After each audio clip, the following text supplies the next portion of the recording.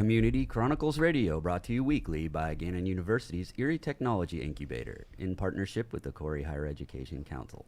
The Erie Technology Incubator, located at 900 State Street, works in the entrepreneurial ecosystem and provides technical assistance through the entrepreneurial process. This show features members of this ecosystem and the entrepreneurs in the Erie area. Welcome to Community Chronicles Radio. It is good to be back. A couple weeks off. I'm glad to be back here in the air chair. If you have questions for us or any of the guests that are on this week or any of the weeks, the number here in the studio is 814-679-1080. I am Dr. Matthew Plotz.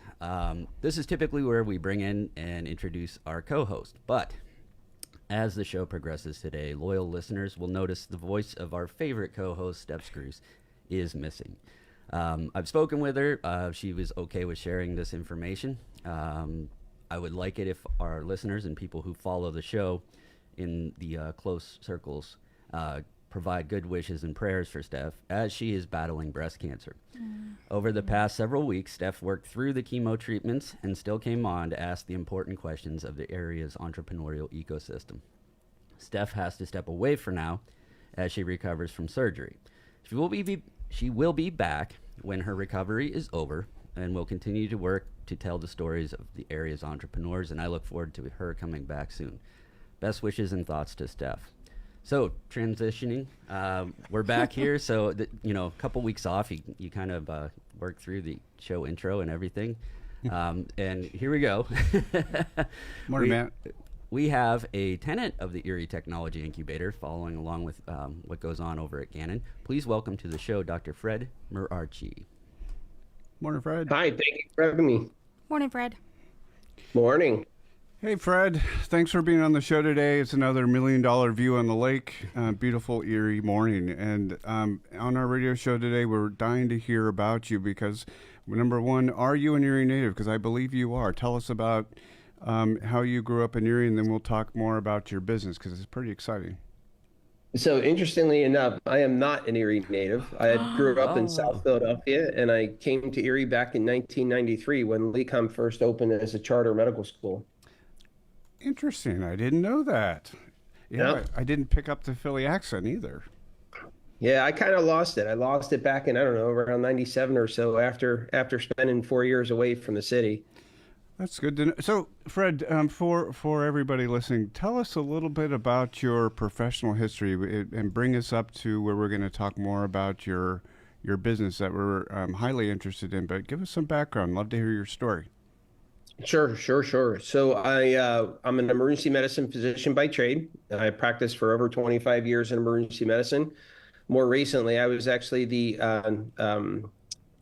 chair of emergency services for the entire northern tier of UPMC Hammett. So everything that was in the catchment of I-80 and towards Erie was all under our management as far as emergency services and so on. That being said, I did a lot of work in developing the emergency department at Hammett when it was Hammett and then UPMC, and then we developed emergency medicine residency training programs, and then we took things to an all new level when we redefined what was happening in emergency departments and bringing in state-of-the-art care. So I have a pretty diverse background. In that background, I did a ton of research. That research was patient safety research involving advanced directives, or what people commonly know as living wills. And that essentially has kind of transpired and transformed all of my mindset as far as advanced directives and so on, such that we created a program that became a software program that people can now utilize video. It's the first program ever to utilize video in a way to inform doctors and medical teams how they want to be treated as far as their care. It's very directional, it's very patient-centered, and it's the first patient safety tool in the market when it comes to what is typically called end-of-life planning, but is not end-of-life planning. It's actually called advanced care planning. So when you first took the transition to trying to solve this problem, give us a little bit more about what created that spark and the desire to kind of move down that road. There's a lot of people out there thinking about a business, and making that turn is such a critical decision point. And being that you were in such a busy job, how did you find the way to make that decision? It's funny, but it's not funny. I made a mistake. And usually that's, I guess, how people tend to think of things and how to make things better. I made a mistake back when I was an intern in 97 in Erie and essentially almost didn't take care of a young 55-year-old lady who was having a heart attack and was going in the cardiac arrest. And the reason I didn't look to take care of her that time was because somebody was flashing a living will in front of me and screaming, "She's a DNR, don't shock her." And that essentially paralyzed me. So it was that experience that really kind of opened my eyes. And then going through residency at Allegheny General in Pittsburgh, and it was the last night of my residency, the very last night, and I'm taking care of a 60-some-year-old gentleman who came in, couldn't speak for himself because he was too septic or infected, and he was dying. And he had an advance directive that was brought in by the paramedics. And I said, well, I'm not going to make this mistake twice. So I treated him very aggressively. I put him on life support. We put special lines in him. And, his frail wife came in about a half hour later and told us he was an end stage cancer patient on hospice and she couldn't take care of him alone. So early on in my career, I almost didn't treat someone. And then later on in my career, I treated someone too aggressively and against their wishes. Both are mistakes, both are medical errors, but we don't call them medical errors. We say they're confusions. But so morph that back around, I don't know, I think my son was around 10 years old and I'm sitting on the couch with him and we're watching Superman. And where Superman kind of goes to that palace in the cold area wherever he is, and that whole palace is there, and he goes in there and he puts that little crystal inside that tube, and there comes his parents talking to him, giving him advice. So it was at that point in time that we were trying to create a study called Triad 8 to do this, and I was completely confused. We had no idea how to do it, and then watching that show and that clip with my son, the bell went off, the light went off, and we figured out how to put that into a research model. And then we studied it across the country, and bam, MIDIO was formed because we figured out a way to do something called patient to clinician video. And we showed that it was extremely effective in making sure we don't make mistakes, because people need to realize one thing. Today is not like it was 20 years ago. 20 years ago, your doctor came to the hospital. They followed you in the hospital. They went to their office at 5, or they went to the hospital at 5 in the morning, did rounds. They went to their office. After they were done in their office at 7 o'clock at night, they came back to the hospital and did rounds on you again. So they were always involved in your care. Today, you have hospitalists, you have emergency medicine doctors, you have trauma doctors, you have critical care doctors, none of which know who you are. So we're complete medical strangers to you. And we have to often look at a vague piece of paper that tells us what we think we're supposed to do for you. And that's nothing more than a guess, folks. And we often guess wrong because we don't know who the patient is. We don't know what their values are. We don't know what their previous discussions are. And we don't have good tools other than these barbaric pieces of paper that we utilize to help us make a decision until now. Now we have, as I mentioned, we have MIDIO, which is a form of my patient clinician video, which can now you can now tell me how to treat you when you're critically ill versus when you're nearing an end of life situation. Yeah, I got to tell you, in this short time, you've already had me fall out of my chair twice with these stories. It's amazing what you've done. I'm going to try to flip a really difficult question, but it's meant to be just insightful, that everyone has deep expertise, and I commend you for what you do. You're doing God's work, absolutely. And when you turned and said, I'm going to solve this problem, in your moment was really interesting too. And isn't it neat how family can sometimes be just the catalyst? You don't know how or what have you. So you decide to start a business. Tell us a little bit about the learning curve and the experiences that you had. We'd love to know expectations versus reality and other thoughts that you had as you decided to turn into being a business founder. Well, so I mean, when you do something traditional, when you do something traditional, take it back, it's actually easy. When you do something non-traditional or new, it's never easy, right? You have to build the whole momentum as far as the why people need this and so on. And you have to be prepared for a lot of pushback, because the people who are just stuck in their ways and do things the same old traditional fashioned way, seem to think they're doing what they're supposed to be doing and they're doing right. When you try and tell people that there's better ways to do things, it often gets pretty defensive on the opposite side. So you have to be prepared. And that was the hardest part about building the momentum and trying to show why media was needed, right? And why a new practice needed to occur. And then fortunately for the whole concept of what we do in MIDIO and advanced care planning and advanced directives is that Medicare came out with guidelines in 2017 to actually pay for it. Now, that was originally thought and touted in the media as death panel planning, right? And death panels, and that was part of, I think it was around the 2016 or 2012 era that, everybody was saying Medicare was paying people to die or paying doctors to make people die. There are systems that use advanced care planning to talk about end of life, okay? And we've redefined that. We've redefined it to make sure that people talk about advanced care planning when you're well, in wellness and early illness, because those people need protected just like end of life people need protected. When you're young and healthy and you go inside a hospital system and people think of, forms and documents and tell you what documents to have, they have an understanding in their mind that's an old understanding of what those documents were meant to be. That places you at risk to be under resuscitated as a young, healthy individual. And as you transform or progress in illness, people get more confused because then they think those forms, because you have them in place, that you're ready to die. I can tell you from all the research and taking care of patients for over 25 years and doing medical ethics consultations for 20 years, that people, when they do forms, are not ready to die. And just because they do have a diagnosis that makes them have a good concern of dying, they often want treated, even if it's temporarily, so that they can live a bit longer. Now, that's a changing dynamic today because everyone wants us in medicine today to let people die, to respect their wishes, especially if they have cancer or especially if they have, some form of neurologic disease and so on. And we've forgotten that we really need to hear from the patient. We need to really figure out what the patient wants and then provide the care and treatment that they're actually desiring. Again, very profound, Fred. Thank you for that.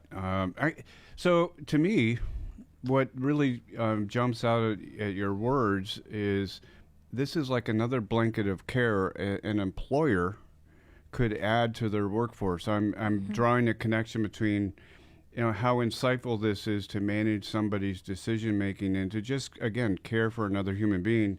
I'm curious, how can Erie kind of embrace this more as, let's say, a human resource option or a service to their business? Oh, absolutely. So, what we did at UCS is to set an example, or USACS is to set an example, to essentially make it so that it becomes part of the benefit offering to your employees. You have to take care of them, right? Because you want them to be productive individuals in the workforce. And a new changing paradigm here is what is happening with end-of-life care and patients and their families and how it's disrupting the workforce. Take, for example, someone who gets diagnosed with a cancer. Say it's a husband that gets diagnosed with a cancer, and say the wife is working. And now the husband has to go for chemo, or the husband has to go for treatments or surgical procedures. And maybe those procedures happen out of town.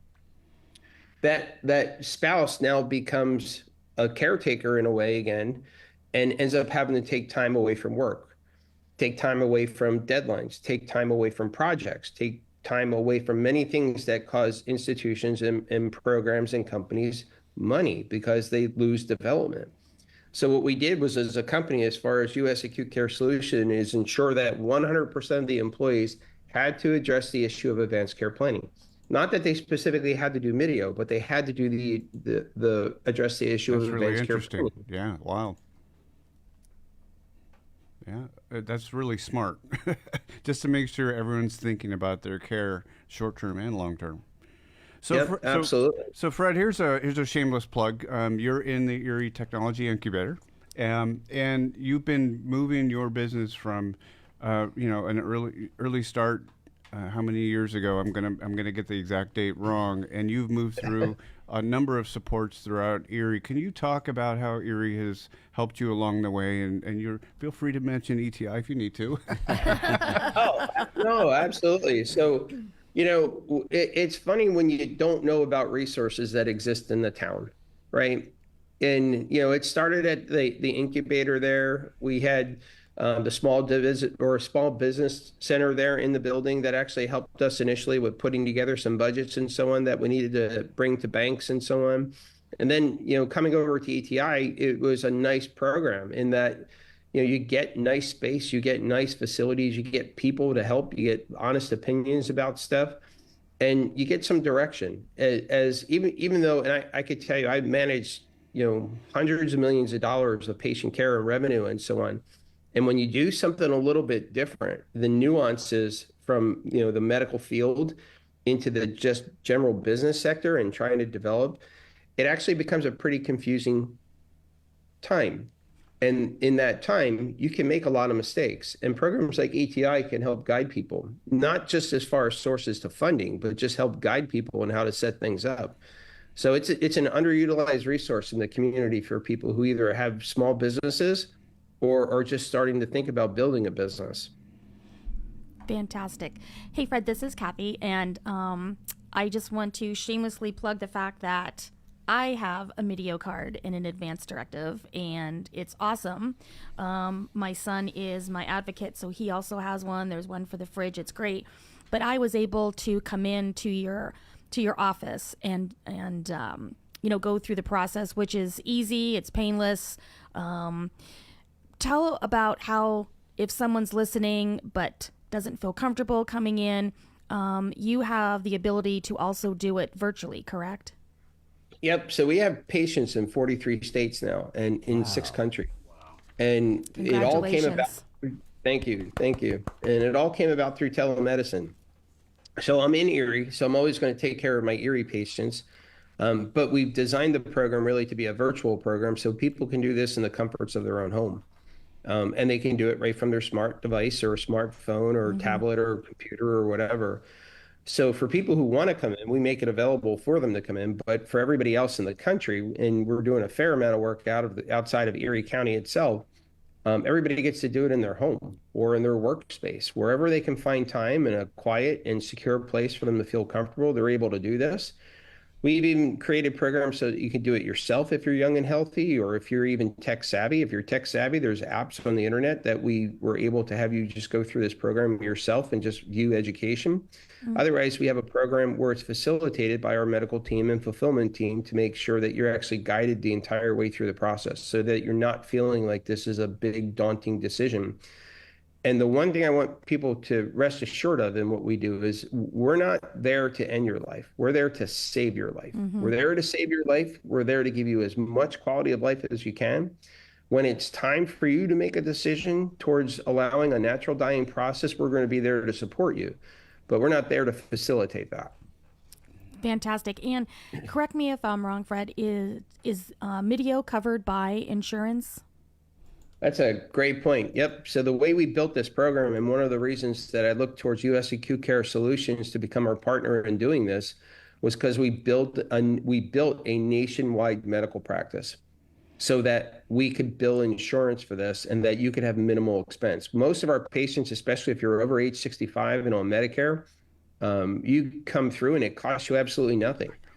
So you get to come through, you get to see a doctor for an hour, you get to talk about advanced care planning. Oftentimes we talk about your other medical illnesses just because, we know people are having a hard time getting into their doctors. And then you get what we do with Mideo, and it doesn't cost you anything out of pocket.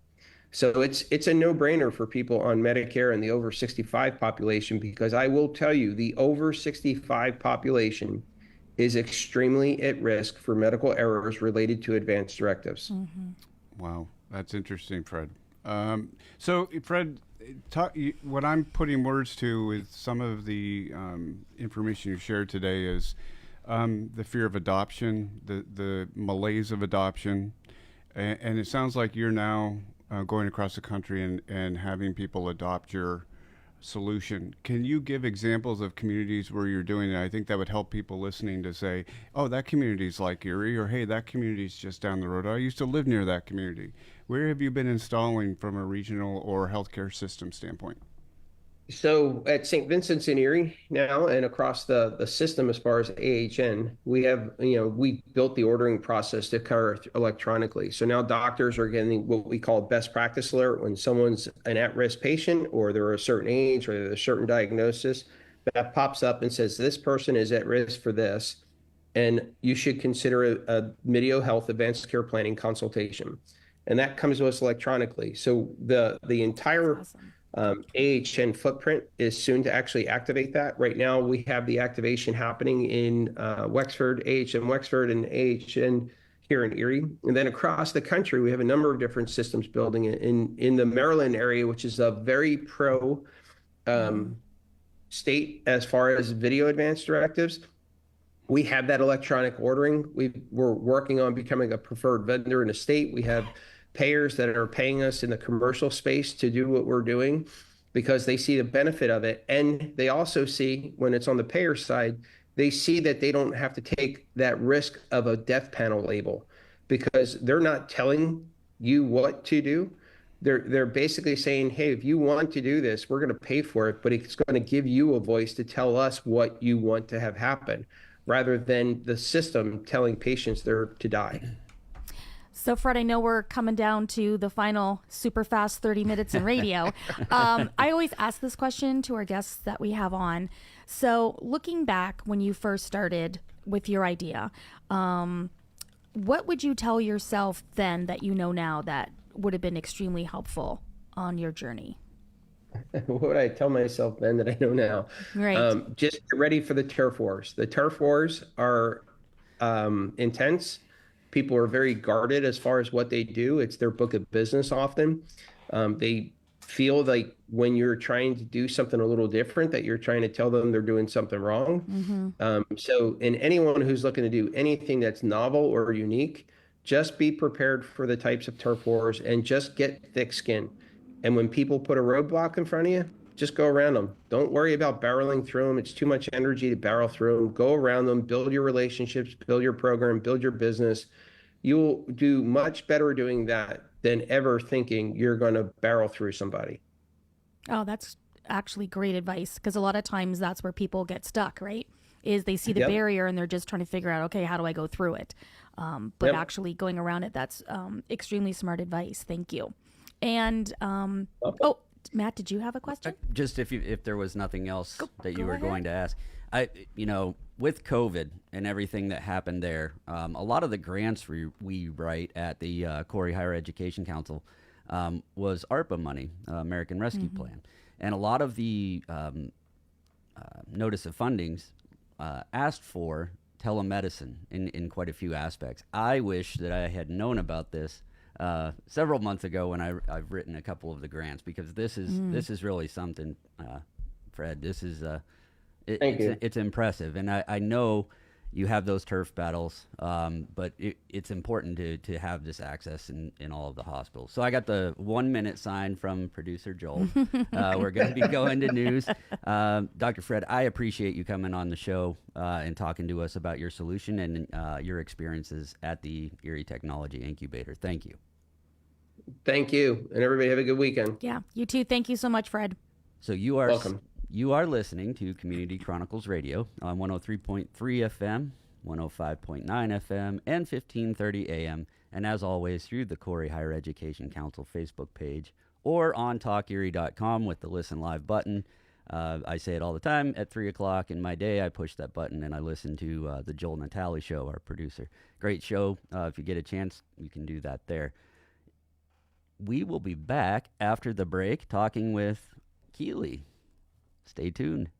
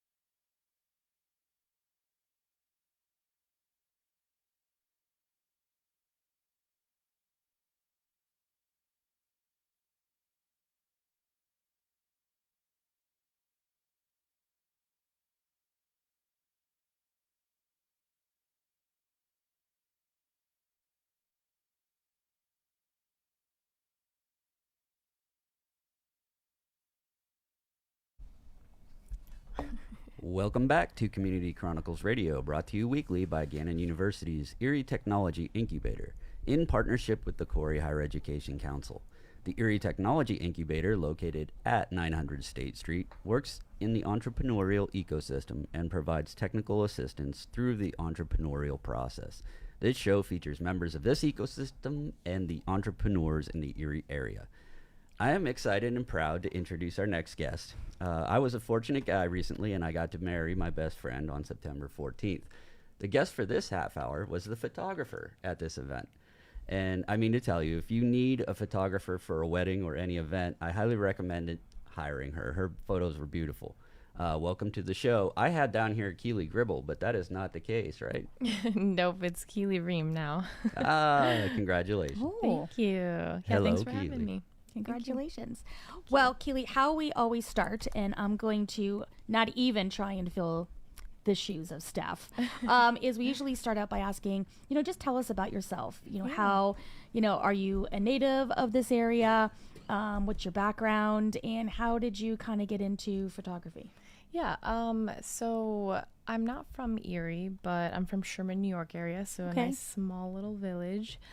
But I do live in Northeast now, so I'm kind of making my way towards Erie, but I've been around this area my whole life. But yeah.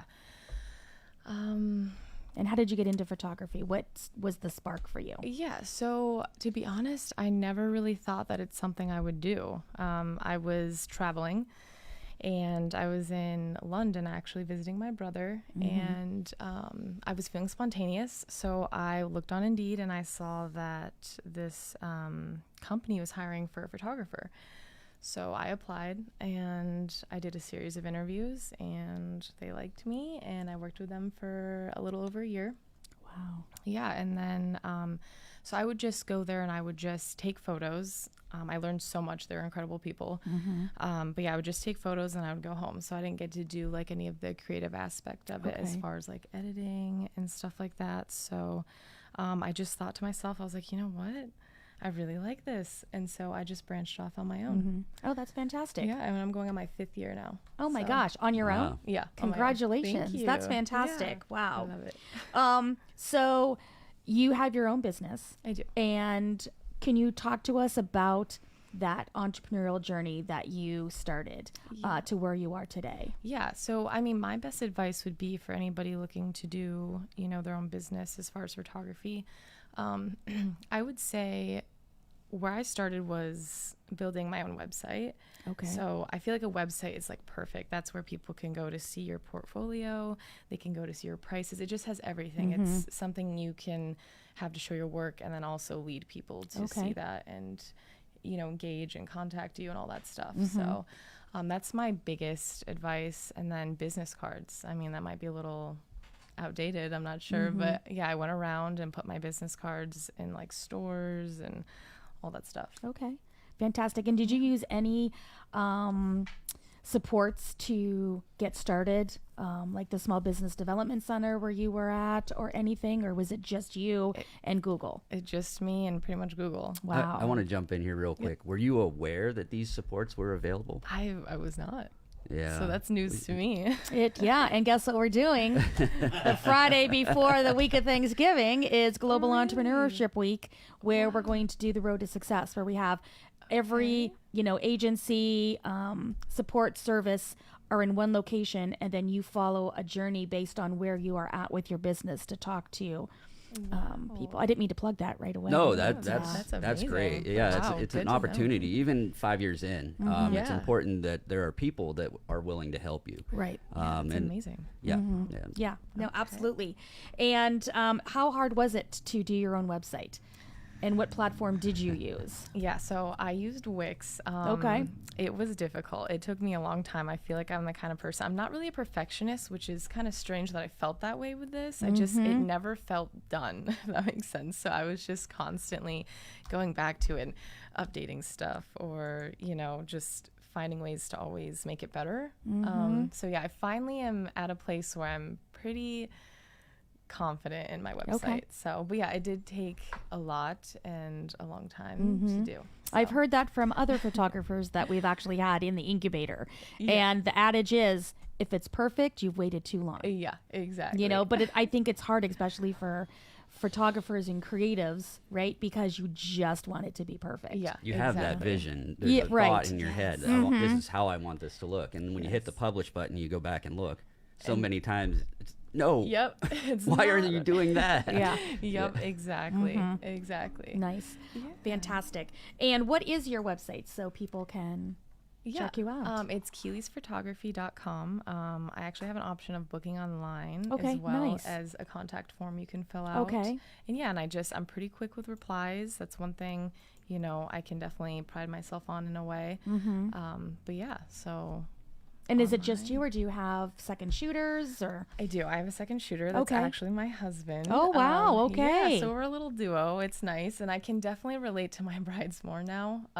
Since you've gone through the whole process. Yes. I just did an elopement, and all the details that go into that, I just thought it would be one way, and then actually doing it, I'm just like, whoa, I couldn't imagine. I give you props, honestly, Matt. No. You gotta tell Christy. Okay, well, either way. She created this binder. It was amazing. Yeah, I mean, oh my gosh, she's beautiful. It was beautiful. Their wedding was absolutely stunning. But yeah, so I give them props. It's a lot. So to do that for a whole day, I relate to them more now. Well, that's fantastic, being in their shoes and kind of saying, I wish I would have had this shot or that shot or whatever. Let's see. So tell us about all of the different events that you photograph, and do you have a favorite event that you love to do? That's a good question. Yeah. Start with the services that you provide for different types of photography. So I pretty much photograph everything under the sun except for newborns. I always recommend really good photographers for people who are looking for that. They're fragile. I haven't been to that stage of my life, so I don't know. They're just fragile. So I do weddings, most importantly. That's my main thing. Portraits, senior photos. I do, people with just their pets. I've done a David Allen fashion show before, so I do events as well in Pittsburgh. And then styled shoots. I mean, I pretty much everything other than newborns. Okay. And my favorite would have to be, I do love weddings. I think weddings kind of give me everything. Like, I get to do flat lays, like the detailed shots, and then I also get to do portraits in a sense with that as well. Sure. And then just photographing love and just God's I love creation. Honestly, it's beautiful. Photographing love. Yeah. I may cry. It is. I'm going to jump in here real quick. Yeah, go ahead. Just to kind of promote what you're doing and how you're doing it. The photos you took at our wedding, and I think a bride and groom sometimes they're caught up in whatever they're doing at the time. I was running around putting things together, getting dressed and all of that, and she came in and just so expertly asked, oh, can you stand like this and stand like that? So I'm going to put some of these photos on the High Ed Facebook page so people can see them. I'm one of those people, I'm highly critical of myself when I look at myself in a photo. You probably experienced that, right? Amen. Yeah. Everybody does. Yeah. Man, why do I look like that? I am telling you, these are photos that I thought, man, I could probably be in a magazine. And it's amazing how your thought of yourself and how she transforms that and gets it into the essence of the photograph. It's really something else. Very impressive. Thank you. I appreciate that. And I think it's a gift. Well, thank you.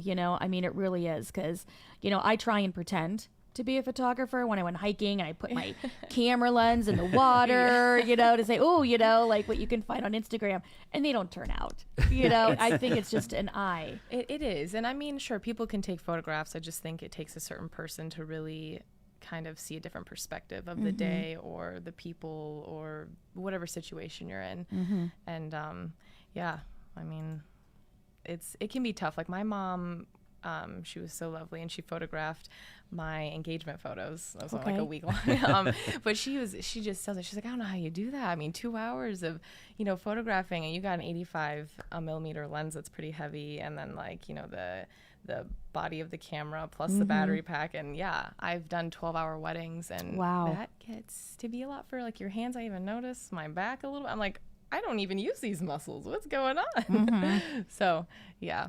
That's it can be- fantastic. And do you also do videography, or are you strictly just photography? Strictly photography. Okay. I want to dabble in that at some point. I'm just not sure when. But yeah, photography for now. Gotcha.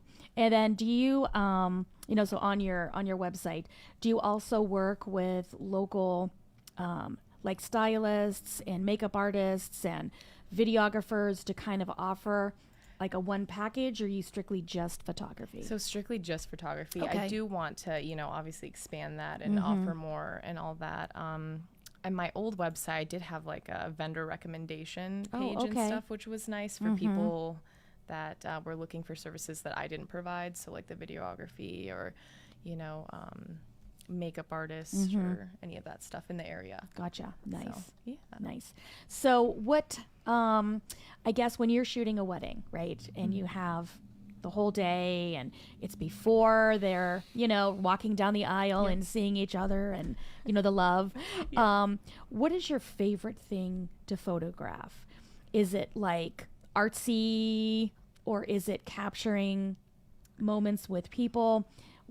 What is your favorite thing to capture? Yeah, that's tough. I like to do a balance between kind of like artsy posed versus like in the moment, because I think those big moments are special and important, but so are the small in between ones. So I really, really love to kind of be quick with that and get moments that, people will look back on their wedding and be like, wow, I didn't know they were hugging, and maybe they didn't get along before. Oh, wow, I didn't know that, they got emotional, or, he looked at me that way, or, whatever it might be. So I really like getting those in between special small moments. Like, yeah. Yeah, because the bride and groom, they have no idea what happened that day. Yeah. No, it goes absolute whirlwind, right? Right. Yeah. so quick. It's crazy. Yeah. And you're just pulled in so many different directions, because you have all these people that want to see you, and, it's a lot. Wow. Now, I have a question for Matt. Yeah. So how did you find Keeley? That would be Christy.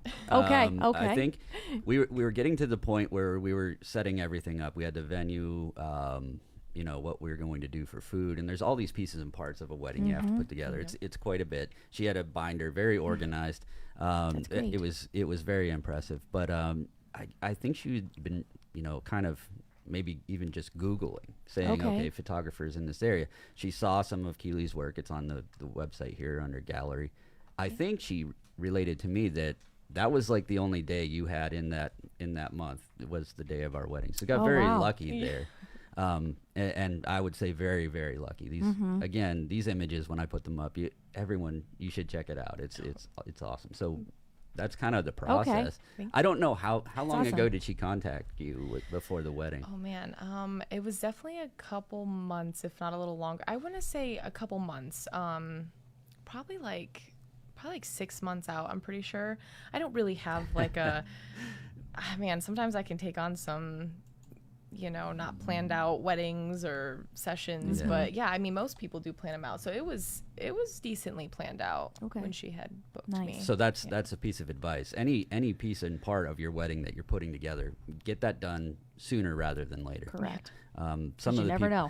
Some of the people we work with, there's that networking angle, which is also a good way for entrepreneurs to kind of do what they do. You came, you did great photographs. We had a DJ, we had a venue. The opportunity there to work with them and make recommendations, like you said. Oh yeah, absolutely. I think that the venue was the shops at 19th and Chestnut. We brought Rachel in here at one point. That is going to explode.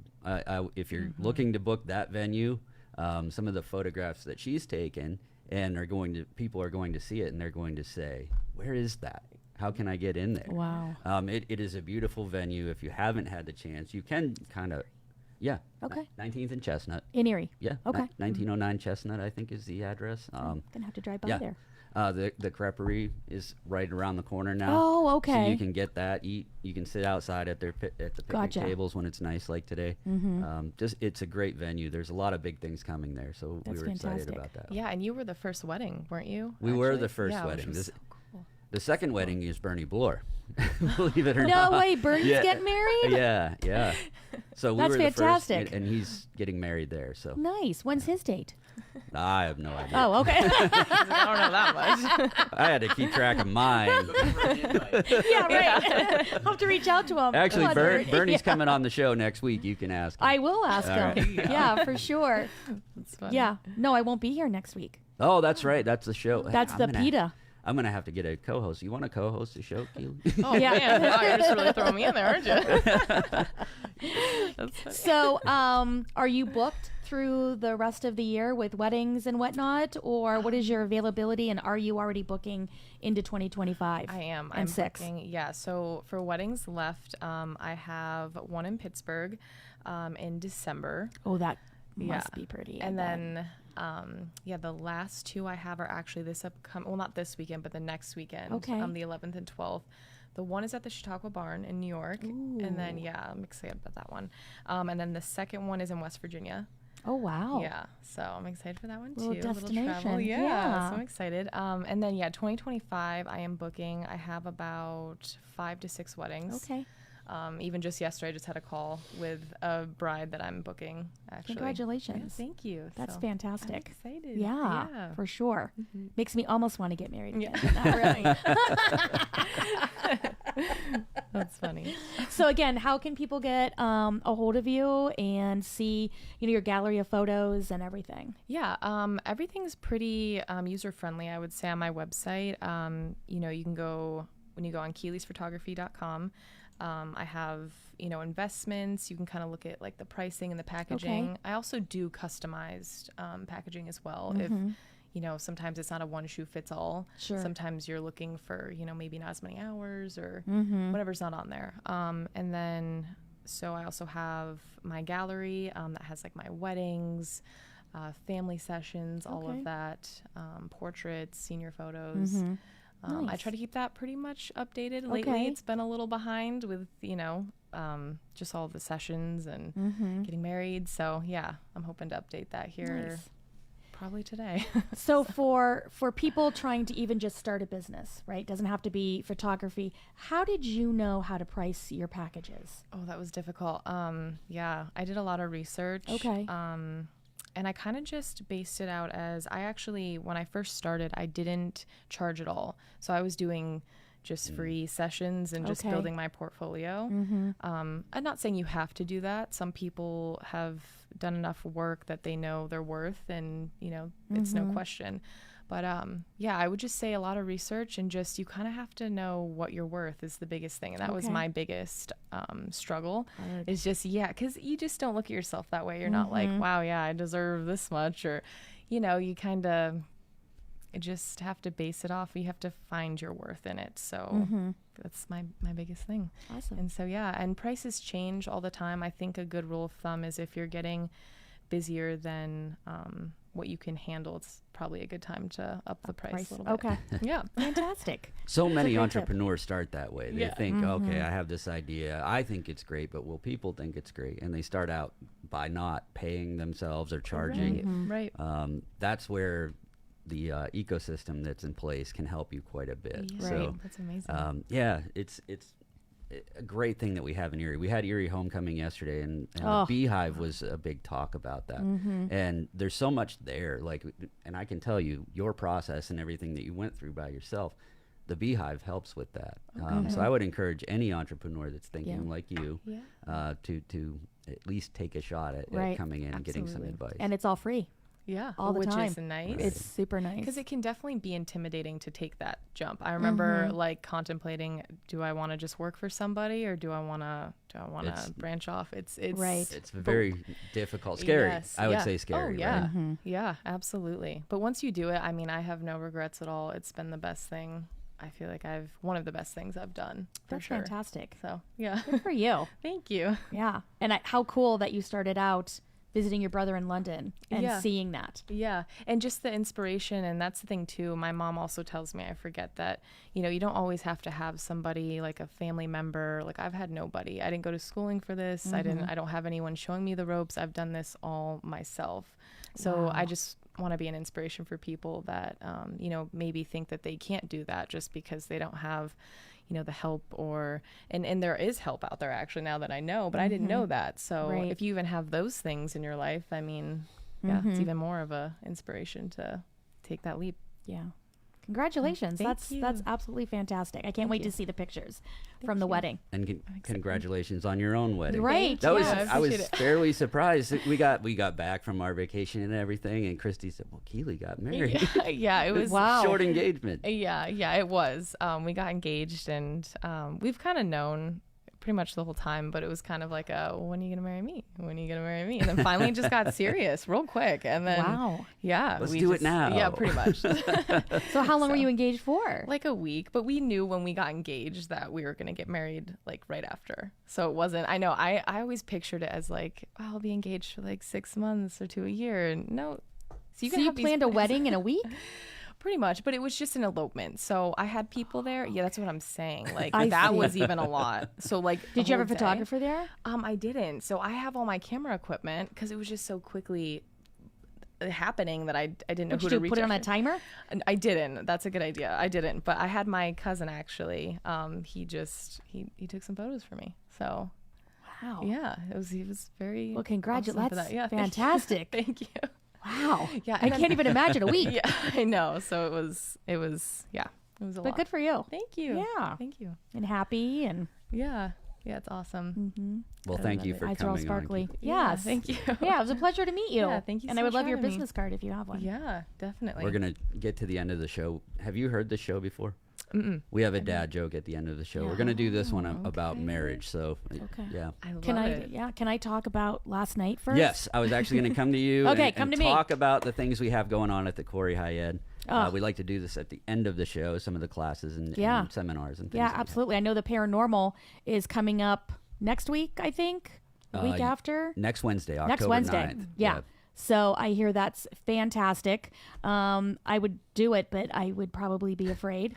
But I'm Our telling building you. is haunted. I'm fairly convinced. Well, Rachel Jessup, who works for the Erie County Land Bank, who is putting on the Master Homeowners class series that I love, she has an app. And I said, have you gone upstairs into the Corey Higher Ed building? And she's like, no, not yet. But anyway, last night's class was absolutely awesome. So if you're thinking about taking some of these classes, you know, you really need to sign up. It was Let's back fire. up, though. We got to talk about what it is. People Oh, yeah. listen. I'm so sorry. Yeah. So if you are Just new, trust us. Take the class. just take the class because it's awesome. So the Corey Higher Ed and the Erie County Land Bank, as well as some other folks, they are putting on a 9-week series for master home ownership. So I was super excited because got divorced, have my own house, so I got to do it all myself. My dog Rosemary just doesn't know how to do anything. So No help at no all. help at all. So the first class was learning about your toolbox and what you need, and then they gave us a 115-piece toolbox. I mean, it was amazing. And then the next week, it was about looking at your house top to bottom, so the roof to the basement, and we had a checklist on what you have to check every month, each season, and that was extremely helpful. So I went and walked around my house, and I'm happy to say that it's great.